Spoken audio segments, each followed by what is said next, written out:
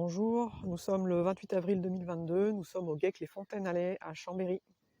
À l'automne dernier, le GEC a souhaité mettre en place un itinéraire pour permettre le renouvellement d'une partie de ces prairies de pâturage à proximité du bâtiment. Les prairies que le GEC a souhaité renouveler, il s'agissait en fait principalement de vieilles prairies permanentes qui étaient entièrement envahies par l'agrostis stolonifère. Donc cette plante, comme peut-être vous le savez ou ne le savez pas, empêche toute réussite de sursemis. Donc le sursemis est voué à l'échec dans toutes les prairies d'agrostis stolonifères. À partir de là, donc le choix s'est orienté sur un itinéraire un peu plus lourd avec un labour et un semis de prairies sous couvert de métail.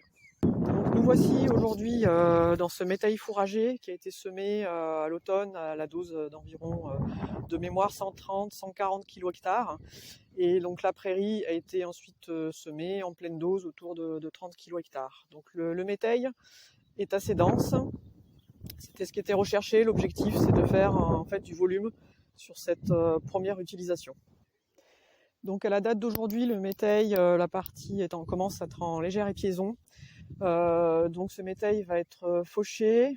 Je précise donc que le bâtiment d'exploitation est équipé d'un séchage en grange avec un désu. Donc cette fauche interviendra là dans les jours qui viennent dès que possible afin de redonner de la place à la prairie. Donc quand on regarde plus bas, voilà, on retrouve la prairie qui s'est installée avec les trèfles et les graminées qui sont là, qui attendent leur tour.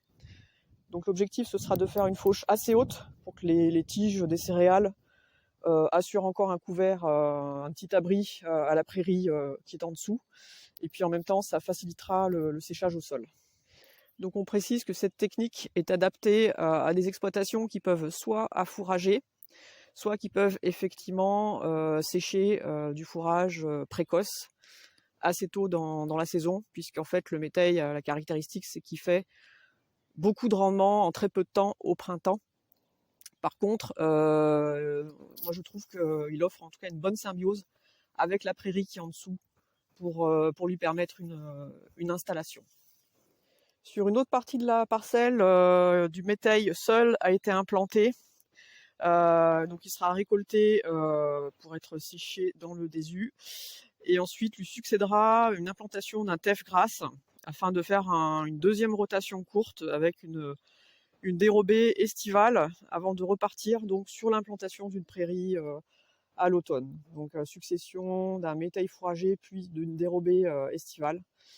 Et voilà, pour permettre peut-être un nettoyage de la parcelle et de bonnes conditions d'implantation pour des prairies qui auront vocation à être de longue durée le plus possible. C'est terminé, et donc on vous tiendra au courant de la suite de ces essais, de ces observations. À très bientôt.